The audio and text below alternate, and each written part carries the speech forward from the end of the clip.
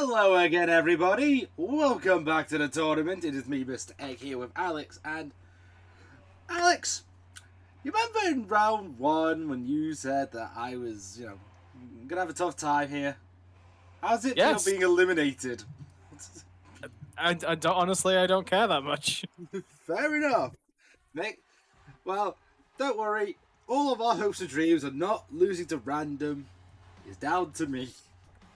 No pressure. How does that make you? I was like, yeah, I don't have any pressure now. You're the one with all the pressure now. So I mean, it's Ilya Dragunov. I know Killshot's been a very good performer, but yes, and again, the luchador getting the bias here. I don't know how. Keeps happening. Yeah, it's weird. It's one of those weird universes. But I feel that if anyone can take it to the finals, given their performance, it's Ilya Dragunov. Sure, I would honestly. I was gonna say I'd put more weight on Tony Storm, but Tony Storm has only been beating my guy so far, so we don't know how she'll do against someone who isn't my guy. Yeah, your guys have been losing to timeless Tony Storm. It's just been a one after another there. Yes, but Tony Storm having Chris Renfrew in our main event, and Chris has been tearing through some much bigger competition, I think. I mean, are you saying Hook was not big competition?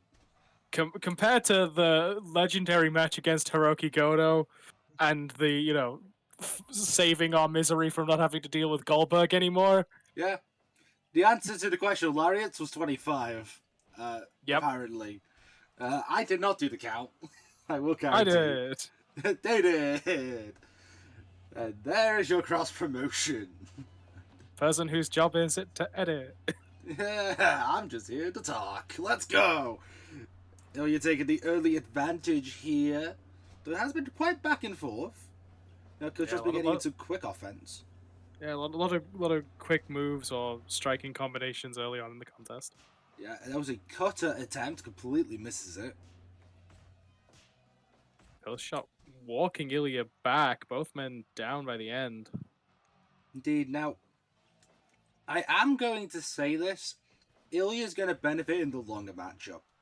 Because when you consider Lucha Libre, yes, they have long matches, but Killshot is more of a high-flying luchador, and the longer a match goes on, the harder it is to maintain your momentum for high-flying maneuvers.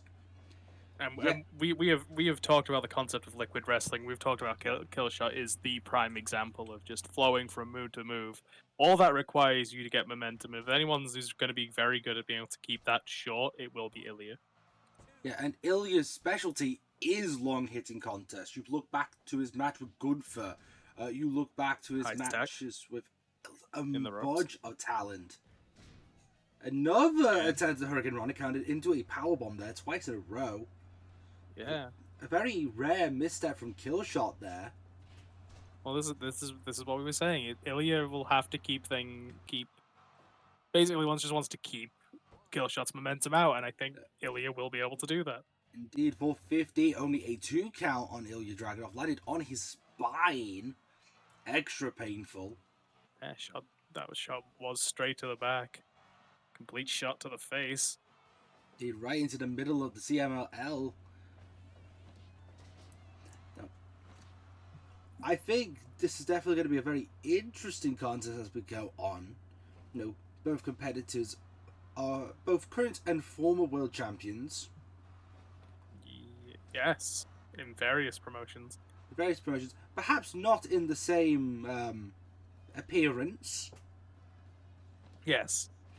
That's for sure. Brutal kick there by Dragunov.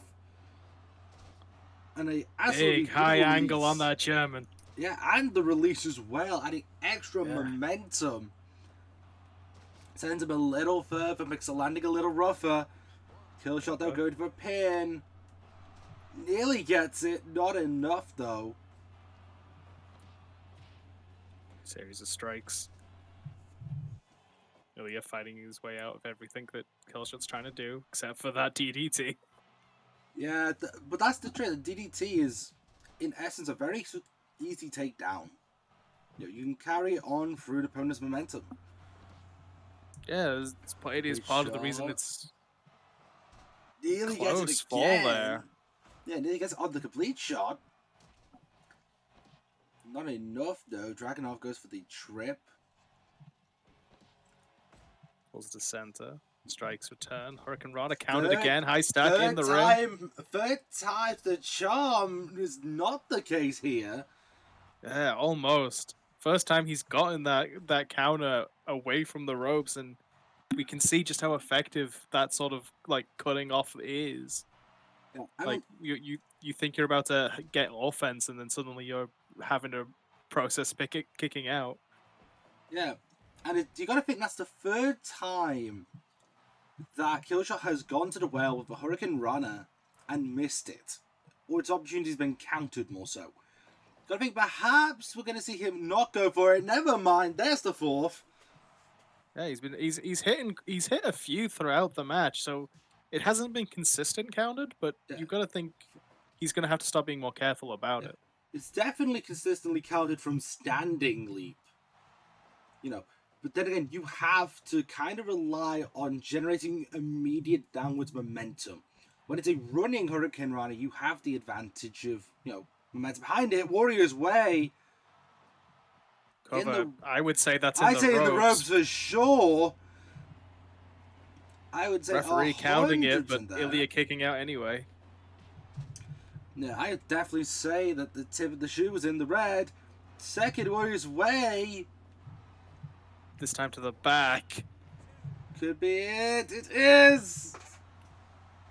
Dragunov eliminated. Yeah, you are men down. It is going to be down to a woman's job to save you. I have all the faith in the world that Tony Storm will recover and save this for us, but I'll give credit where it's due. Killshot eliminates Dragunov in the semi-finals. There is a long-standing adage in wrestling that if you pin a champion, that you should, earn the right to challenge them. Wardlow not being quite so generous, but is giving them the person who eliminates them from the tournament a shot at their championship. Look, I'm not gonna disrespect Wardlow here. Wardlow is a hell of a champion in his own right. He's proven that in real life. He's proven it in this universe mode, so to speak. So I don't blame him for wanting to, force another opportunity. To force an extra hurdle. He is the champion. So Mark Davis is the person who will be getting the title shot, assuming the United Empire win this 6-man tag match, as he did eliminate the champion from the tournament in the first round as well. Indeed, and he brought in reinforcements, the trusty Kyle Fletcher and fellow stablemate Jeff Cobb. Yes, Wardlow bringing in the OGK of the Undisputed Kingdom. Yeah, I believe Mike Bennett coming out now. Mike Bennett, hell of a career in the independent scene, has been a former ROH Tag Team Champion, I believe current as well. Yes, yeah, he has very well traveled. I think is Mike Bennett. Yes, of course, his most prestigious is the 24/7 Championship. Yes, the 24/7 Championship, where he was cooked out of. Where he pinned his pregnant wife, I was going to go with, but okay. Okay. After he was cooked out of it. No, he got cooked out of it after. Because R-Truth was a nurse. Sorry, Ron Killings was a nurse. The whole 24/7 division had so much potential. Yeah. And speaking of people who have potential in real life and is going to be realizing it in this life, Wardlow. As I say, he's a hell of a champion. He's been an inaugural never open weight here. He was basically gifted the belt. He's basically given the belt on just the beginning of the entire universe. So the multiverse has fate here. Yeah, two big men starting it off. Yeah, gotta think that. Oh no, go ahead. So you got to think this will might also have some influence in a potential tag division going forward as well. And Wardlow already taking out the ref. Yeah, I mean, it wouldn't be a match with the Undisputed Kingdom if there wasn't a little bit of bloodshed. They are not opposed to, I'm not going to say violent tactics, I'm just going to say underhanded. I don't think either team here are against the potential for going a little to the darker side. Yeah, but I would blame Don Callis for that, to be fair. As far as I care, Don Callis does not exist in our universe. Unfortunately, he does exist. I can confirm he was backstage earlier. See, and this is what I mean. Look, Taven taking advantage here. Assisted powerbomb. It was indeed a tag. Was focusing too much there on Aussie Open, going around. David doing a little do-si-do of himself, tagging to Davis. Taven and Davies, both the legal men here. Yeah, Jeff Cobb's still in. Referee hasn't started to count yet. Matt Taven, a very prestigious career in ROH. Believe one of its main Triple Crown champions. One of its few modern Triple Crown champions. Indeed, he won the World Championship in a ladder match against Jay Lethal and I want to say it was Marty Scurll. I honestly can't. Might have been. I can't remember. There was definitely a few people in that ladder match. Yeah, I know Taven was the one who entered without a championship and won and came out with 2. So, call it what you will. Taven having a bit of ladder match experience. One of his many ROH Trios Championship reigns also coming from that. Indeed, and I am also surprised that they didn't bring Vincent along with. We know a very bloodied history with Taven and Vincent. However, they did team up in TNA after Ring of Honor's closure. Vincent now currently with teaming with Dutch, forming what they have dubbed the Righteous. Well, re-teaming with Dutch. They were the Righteous technically as a free man. Yes, but I don't know what happened to the third man or the woman I can answer that. They're in New Japan as the Straw Dog Army. I knew that one. Go. Yeah, because it was Bateman. I haven't been watching New Japan recently. Don't worry, they're not used that much. You wouldn't be missing it.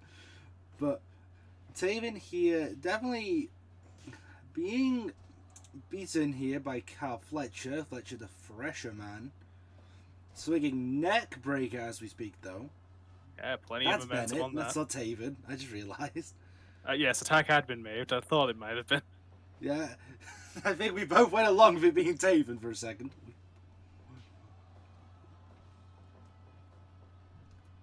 Corner to the rope. Davies misses the opportunity. The forearm smash there. Yeah.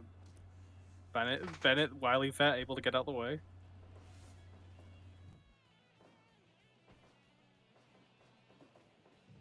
Cobb running into the ring. Davies. Again, another one of those moves. Bennett has just been the wily fox in the situation. Just letting them run in and moving out the way in the last second. You could almost call it a miracle. You could, but we're not going to. You could also say it's the righteous move, but we're also not doing that one as well. Here's Taven. The pun works! Thanks, Taven. Body slam on Davies. Taven running to the ropes. Off the ropes. Sliding forearm. Elbow. Or forearm. Kind of gets all of it. Yeah, it gets the entire arm. Yeah. I think it's more of a forearm. It's less dagger pointed than the elbow from the looks of it. Tag made to Fletcher. Also, don't think if you use the forearm there, you've got more surface area for connection compared to the elbow. Suplex. Fletcher with a double kick there. Backdrop attempt. Falls to the Bulldog. Yeah, counted into a running Bulldog. Plenty of momentum getting on there. As Taven's head is drove into the mat. Taven bounces off the ropes, gets booted for his trouble by Fletcher. You gotta think that the Don Callis family is watching this match as well. No. There is implications here for both the United Kingdom. Not United Kingdom. If someone was going to do it at some point during this match. It doesn't help that the leader is from Essex. It doesn't. Yes, The United Undisputed Empire. Kingdom, let's try that again. But Yeah, as well the as the United United Empire Empire and the Don Callis family. There we go. See, I don't know if Jeff Cobb is part of the Don Callis family. We don't He is know not. Mark Davis's current status. Yeah. This We is know United Fletcher Empire is. through and through. Yeah, we know Fletcher has affiliation. Yeah, but even then, from this week's Dynamite, Fletcher and Will are looking a little unsure. Yeah, this is currently very chaotic. Bodies are everywhere. I'm not sure who's legal. I want to say it is. I was gonna say it was Bennett, but I was lying there. It's Wardlow and Davies. Yeah, the two men that started this now finally getting into it. Double slugging it lariat. out. Davies with the advantage. Gets judo tossed for the trouble. Tag into Taven. You've got to think, even in this trio setting, Wardlow wants his win back. Into a choke slam. Making Davies look like a paperweight.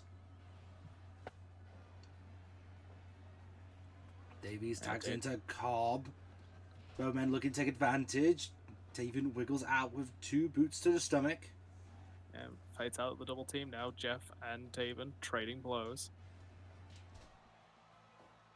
Taven almost surprisingly getting the the better of it.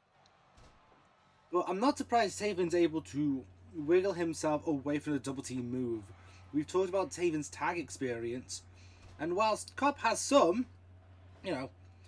I'd argue Taven has more. Yeah, Taven a lot of experience in trios and tags, and I believe even 8-mans. Yes, I believe Taven's had his fair share in sharing the ring rope, so to speak. But that's allowing you to kind of realize how to escape when you have 4 arms on you, not just 2. Yeah, the kingdom might have changed a lot over the years, but Taven's been a part of a lot of the variations of it. Indeed, one would call him, I'd argue, the core member. Looking back at the rosters of the kingdom. Super kick for Fletcher's trouble. Super kick for Cobb's trouble. And a third follow. A third. Barrage of super kicks from Taven. Taven and Wardlow now double drop kick. Yeah. Who needs the EVPs? Cal Fletcher there distracted by Taven. Wardlow is the legal man.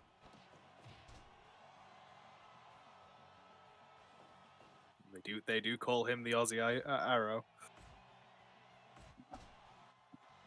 As is the name of his finishing move, if he does it and/or I remember what it is when it happens.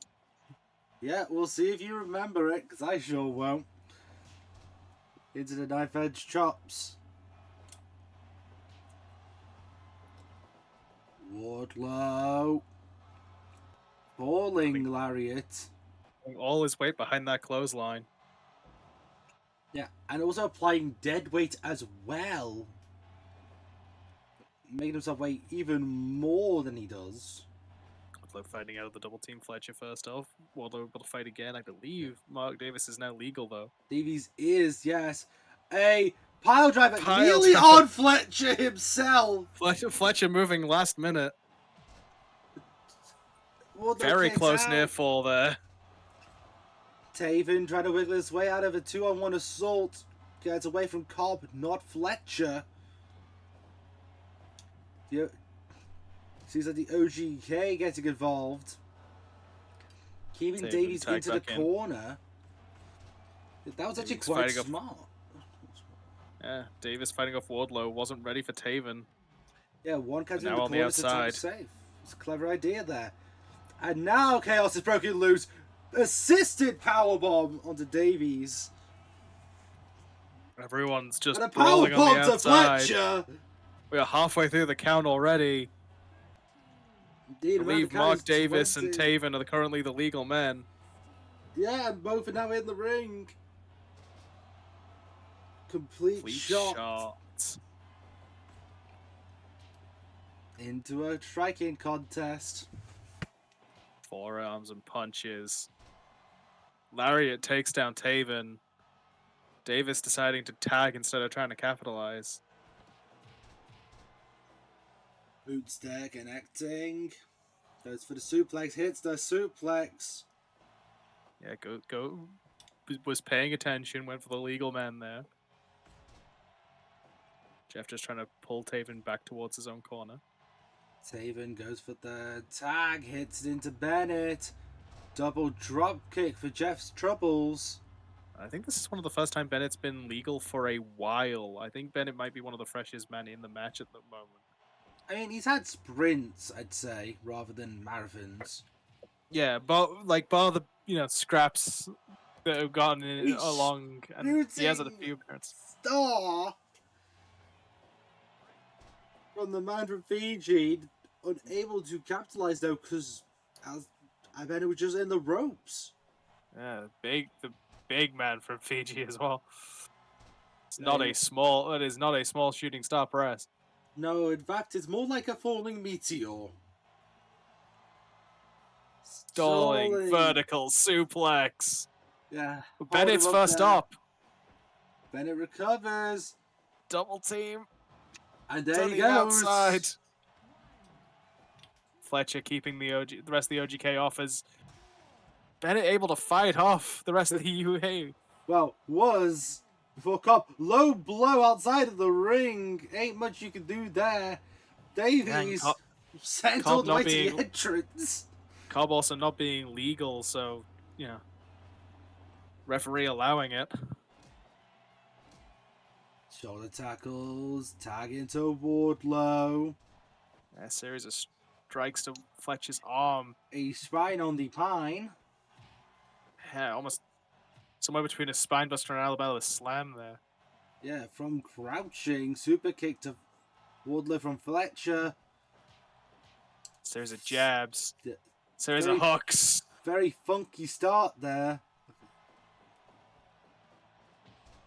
The clothesline, the never openweight champion, showing why he is the never openweight champion. And that again with that full momentum, full weight clothesline. Falcon Arrow. It's an arrow of some sort, that's for certain. No one kicks out of it. Broken up by Taven. No one kicks out the Falcon's arrow, so you have to kick him out for you. Taven saving the match there. Wardlow still trying to take advantage. There's a modified spine of the pine. Yeah, putting all of his weight enough behind it, driving Fletcher into the mat. Wardlow will not let Davis challenge for his title. Yeah, by pinning his tag team partner, no less. Davies not even part of the decision. Ladies and gentlemen, your winner, and not going to be facing Mark Davies, is Wardlow. So, it's time for the Who's Here Championship. A little bit of hiatus, but it's back. Yes, the return of the age-old question. And honestly, sometimes I wish I hadn't asked. This is your fault. Tyrus is your fault. This is all I'm saying. We asked the portal who's here, and the portal some reason gave us Tyrus. Yeah, well, the portal asked us to pick numbers, and we picked them in order, and we ended up with Tyrus. We got Wade Barrett, so, there's the good news. It's not all bad. Bad news. Yeah, it's not all bad. Yeah, it's good news from the guy who gives bad news. It's another miracle. And he's not coming. No, this is Sangha. It's not fair. This is not fair Mahan. This is Sangha Mahan. I'm pretty sure it wasn't Sangha. I know, but did anyone actually catch Sangha's surname? No, he was just Sangha. Precisely. So it could be Sangha Mahan. Or Sangha Mahal. Who knows? Hey, look, it's Butch. Booch. It's Booch. Not to be confused with Pete Dunne. It's Booch. Booch, as the French would say. Yeah, Boucher. I'm pretty sure it's the French where Tyrus the and Booch things. Sanga are giving each other death stares. I would say the two biggest men in the match, but I remembered who the champion was. Yeah. Here comes a surprise returning from the indie scene. It is the King of Swing Dasher Hatfield of Chikara fame. Eldest brother of Boomer Hatfield. I mean, we got Chikara involved, which means something's going to go wrong. Or funny, I guess. I mean, love this entrance theme. And unfortunately, I will say, hope you get better soon in real life, the Blade, because... I was going to say, yet another example of the multiversal portal not giving a shit about real-world injuries. Yes, especially bad injuries, like the Blades.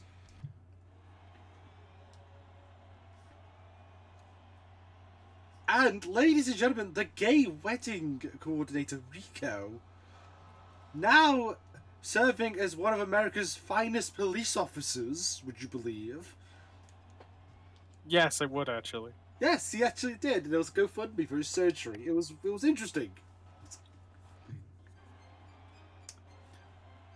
And it is the championship prerogative for the champion to come out last. Indeed, the dominant bar for him in the tournament where he got outsmarted by Hiroki Goto. Yes, he's a Huey championship champion. Thanks for telling me that heads-up display. I really appreciate it for that. Ladies and gentlemen, this is a very eclectic lot. Yeah, bit of a different format. It is not, obviously, we don't have a chamber and we don't have entrances, but it is elimination, or at least it should be elimination. The multiverse portal is weird, and it is going to decide on a whim at times. And with the sheer amount of mass in the ring, we had to get referee Steve Austin in. Indeed. Not over the top rope, at least. This is countouts. Yeah. Apparently there is countouts, which is interesting for a multi-man's match. Steve counting to 1. Let that be what it be. Ladies and gentlemen, I would say I understand the actions going on, but Battle Royales are notoriously hard to compensate because there are so many things happening. Yes, when there's this much mess in the ring, it is going to be hard to follow all the action. Yeah. There's a double suplex, though. There goes Tyrus. Yeah. Double suplex Tyrus to the outside. Another double suplex sending Rico to the outside. There's a pinfall for Rico. Well, so there's a counter for Rico. Like, I don't even think I can say stats for these individuals, because one of them is Sanga. Sanga doesn't have stats. He's just Sanga. Sanga was in NXT for a while, I think. Yeah, but he didn't do anything. They existed. He is a prime example of having potential. But is he coming? I mean, he is here. Unlike Fear, he is here. Yeah, the question was quite literally, who's here, and Sanga is here. Yeah, he's not coming. He's here. Assumedly, somewhere Veer is coming.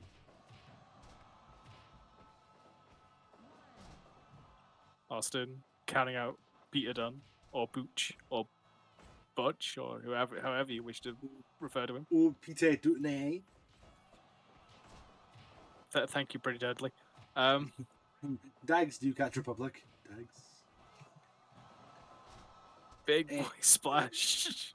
Yeah, also Butch just got neck breaking on the shoulder of the Blade. Rico going out to bring the champion back in. Instead of bouncing him off the ropes. And punching him in the face.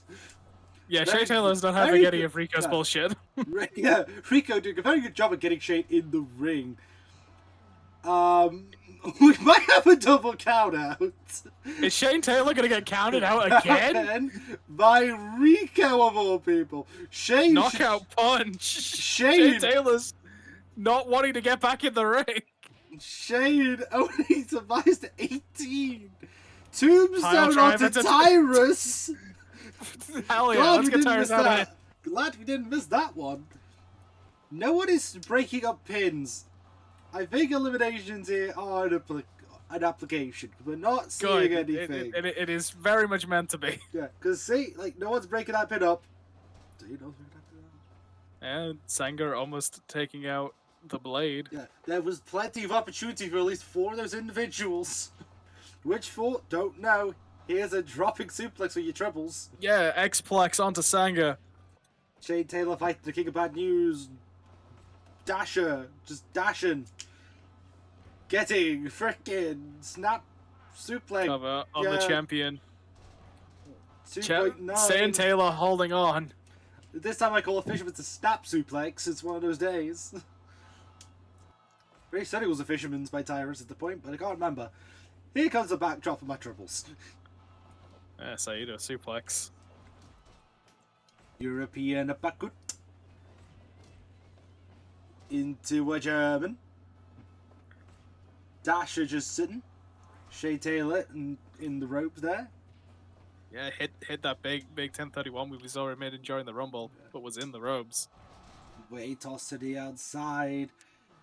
Again, don't question whose blood's on the mat. We don't know. That happens every time we do a show at GCW. That was a beautiful combination by Dasher. Neck breaker, yeah, neck breaker, power bomb. Wade able to kick out. Yeah, trying to get all of it. A twisting suplex. Maybe even landing high enough to be counterfied as a brain buster. But with so many men, no one able to capitalize on that big move. The Blade crossbodies onto Dunn. Dunn holding on.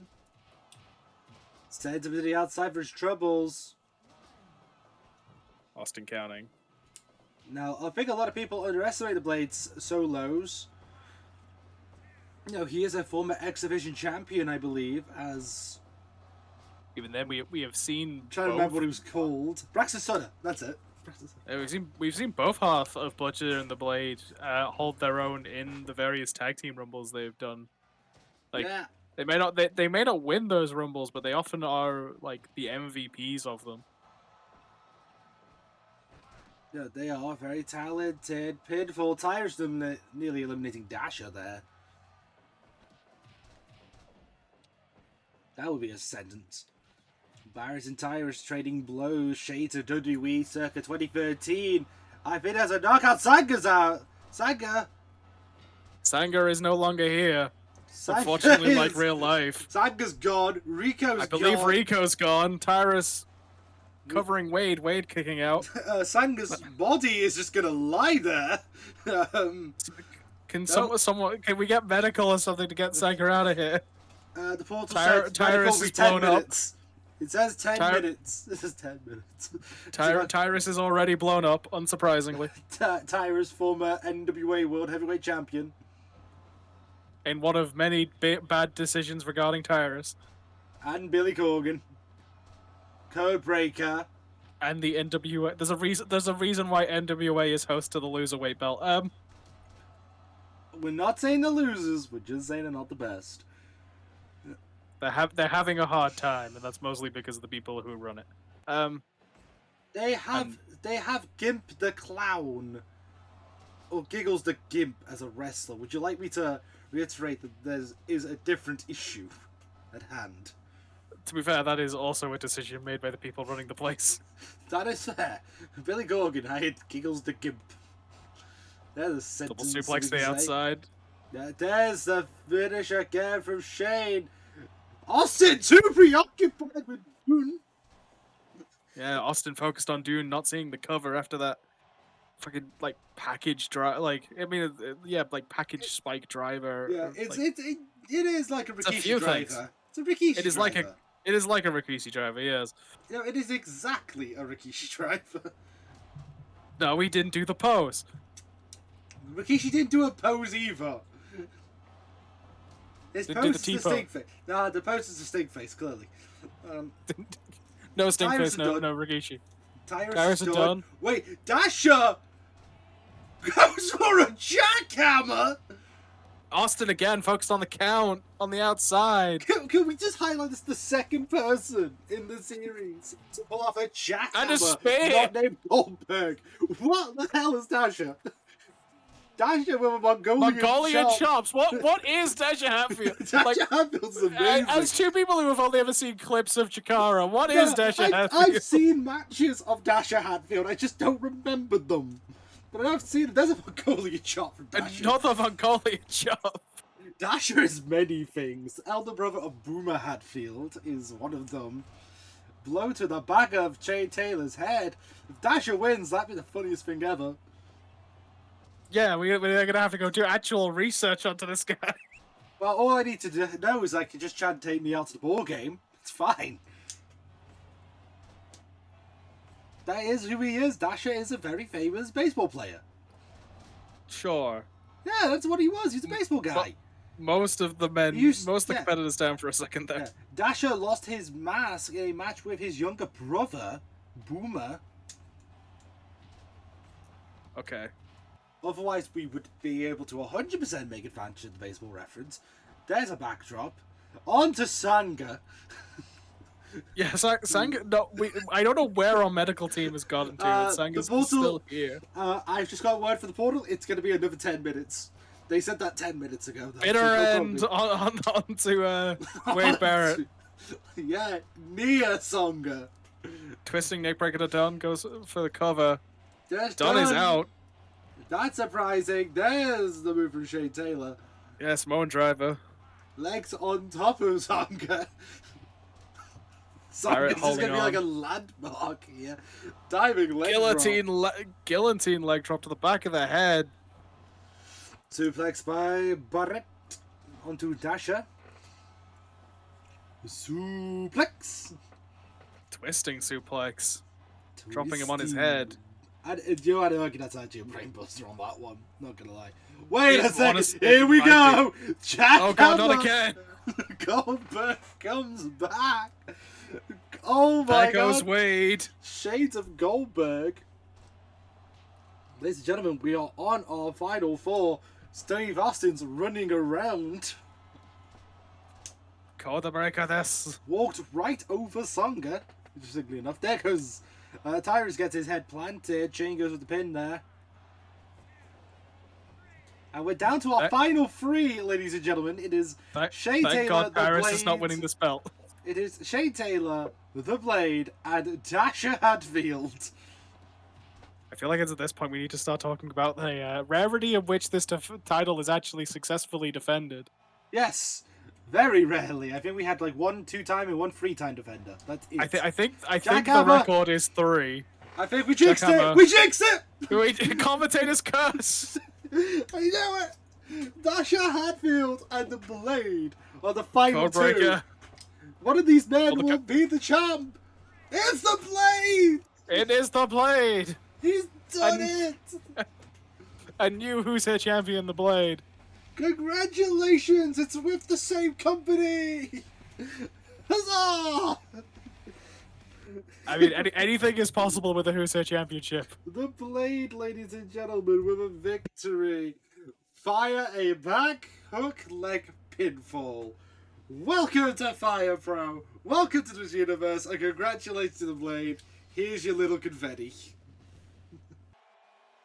This comes from a tale of a man and his shirt. And here is this man and his brother in a shirt. This man is claiming this shirt has magical power properties regarding luck. It's been successful. Until it wasn't. It got him further than we thought. It did. But it got him far enough to gain the attention of someone else who now wants that lucky shirt. Yes, and has brought an entire entourage to get that lucky shirt. Yes, the entirety of the premier athletes coming alongside Mark Sterling. It's cool. Despite Mark Sterling still using Jade Cargill's theme. He's the one who made it popular. That's my claim. But yes, it is time for a lucky shirt match. Ster's made it clear if he wins, he gets the lucky shirt. That's lucky shirt on the line here. I didn't realize that a shirt would be a championship, but the universe is weird. What can we say? I feel like I don't know if it's the universe that are weird here. I think it's just Samir Singh and Mark Sterling.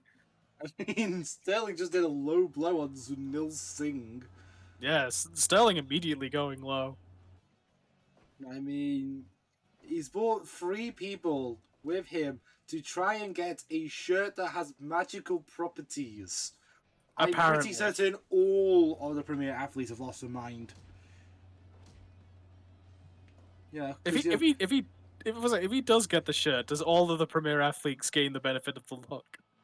Well, I mean, we don't know if Samir gets it. Well, so technically Samir's like the same size, so Sunil will still have his lucky shirt. He's just gonna have to borrow it from Samir. So they seem to Because have they're in the same shirt. shirt. So I don't really think Sunil's gonna lose anything here. But wrestling is weird. Maybe it's a different lucky property. It's an interesting set of circumstances. Yeah. Maybe Sunil's gives you wrestling luck and Samir's gives you financial. Maybe. Like, who knows? How is Samir doing on the stock market these days?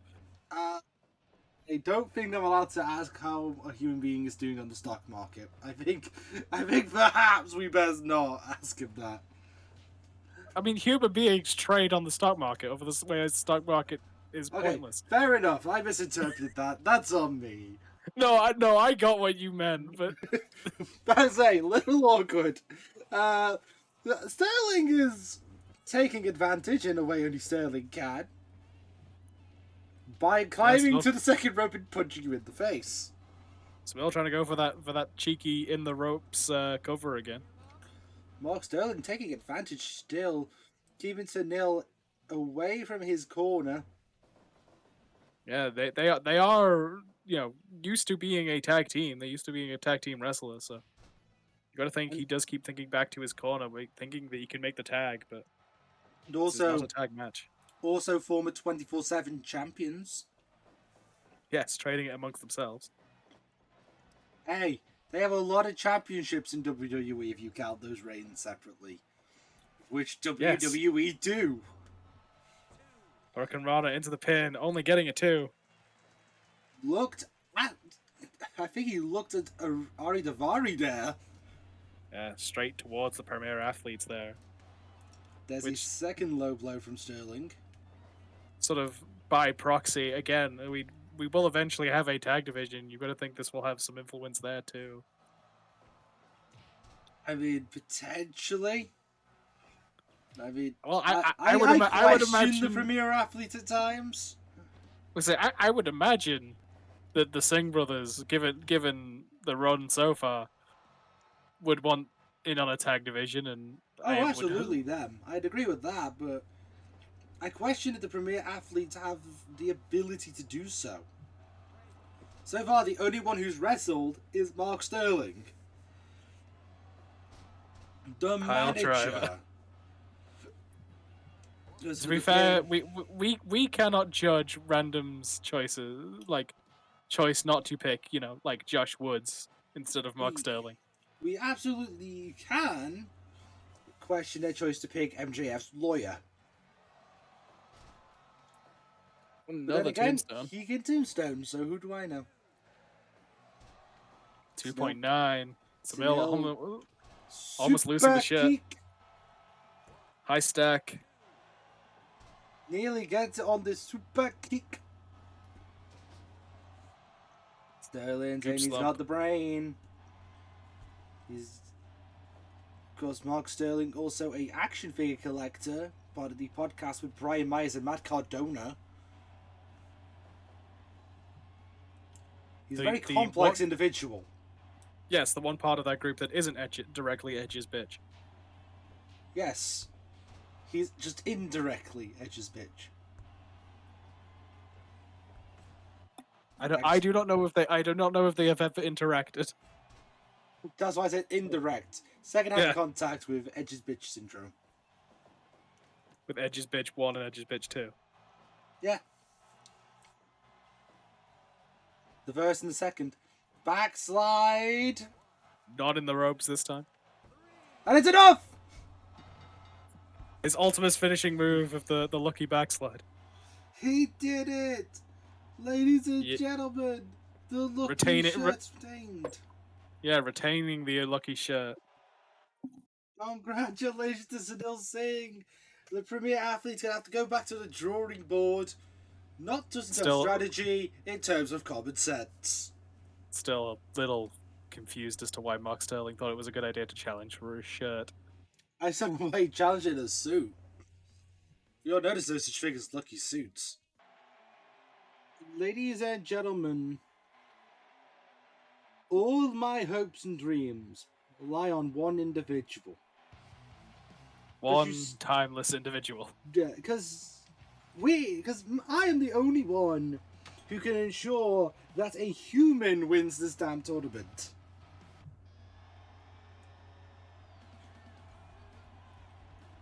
And that's a fact of life. Chris Renfrew has been on a whirlwind tour. Tony Storm has been on a beating men tour.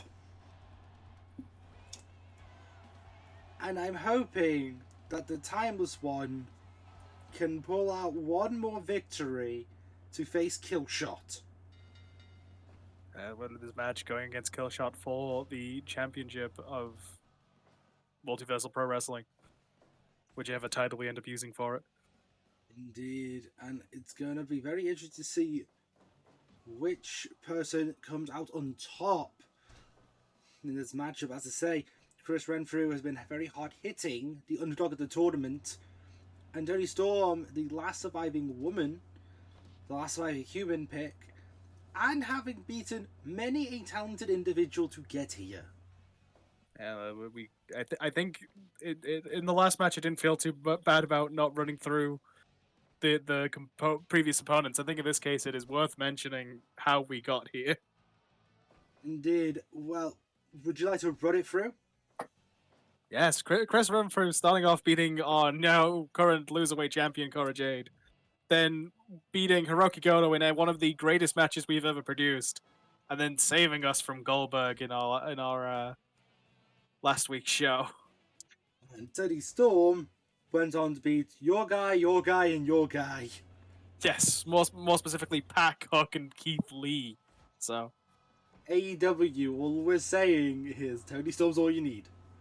Yeah, all we're saying is do more with Toni Storm. I mean, you made her the women's champion. Do more. Yes. Because, chin up, chits out, and watch for the shoe. And that more is not doing a feud against Serena Deeb, for the love of God. I know that's already what you've decided to do, but I don't like Serena Deeb. She's not interesting. I mean, it could be worse. It could be one with Abaddon. Oh, wait, we just have to wait till October for that. Yeah, obligatory horror. It's a shame for them, really. It really is. Shoulder tackle onto Toni Storm. Clothesline in return. Followed up by an elbow drop. Try to keep the pressure up. Both competitors here know how to build momentum, know how to use momentum. I think both members know how to cut the other person off at the pass. So, knowledge base wise, I think it's probably going to be pretty even. Headbutt onto Chris Renfrew. Series of them. Just stomp to the chest. Yeah, ladies and gentlemen, this is not going to be a pretty contest. It's not going to be nuanced. And half of that's because of Chris. Chris is a very brawler style. Yes, Tony's saying that this is going to be quite a gritty picture. Yeah, this is going to be full mature, but not because of anything like that, just because of violence. That's rated R, if not worse. Yeah, it's fair. I mean, Chris has brought out forks in the past. And shards of wood. He did bring out both of those things. In the same match. Go watch that match against Goto. It was good. It was good. That's the plug. That's 2.9. Close cover already. Yeah, Renfrew's trying jab, to get just quick dropping. roll up. Nope. Only Trying at to catch, 2. catch Chris off guard. It's not a terrible strategy because you have all your momentum going into a match with Killshot. Series of shots to the shoulder. There's the move again. Yeah, we need to ask her what she calls that. Because damn, it looks brutal. Getting a close fall off of it. Roll up again. To the 2. Only a 2 that time. All these close, quick covers. You never know when you're going to catch your opponent out with that. Vertical suplex sends Tony Storm to the outside. Tony takes time to recover before going back in the ring. Yeah, landed on the apron. I think rolled out. Tiger Driver. In the Referee ropes, calling it in the though. ropes. Can't blame him for doing so. Strike to the back of the head. That's a way of getting a concussion. There's another one. Again. Just punches to the back of the skull. As I say, Renfrew's not got a pretty offense. He's got a brutal offense. Taking a second to bow to our adoring fans. Indeed, Tony's hoping she's got the future of AEW in this universe on her shoulders. There's the stunner. Yeah, saw him get quite a few of those before. Will it be enough? It's enough! No! It's enough! No! Ladies and gentlemen, this means both me and Alex have lost the tournament.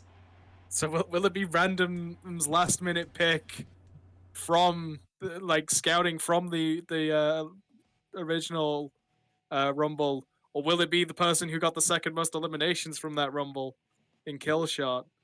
We'll have to wait till next week to find out. It's hard to say, but yes, that will be the finals lineup. It is Chris versus Killshot. I have no doubt that the multiverse is going to pull some strings to make some other matches work. I've heard Cora Jade, for instance, has been wanting to compete to get rid of the title as soon as possible. Yes, as is the nature of the loserweight belt. Yeah, we'll see who the universe lines up for that.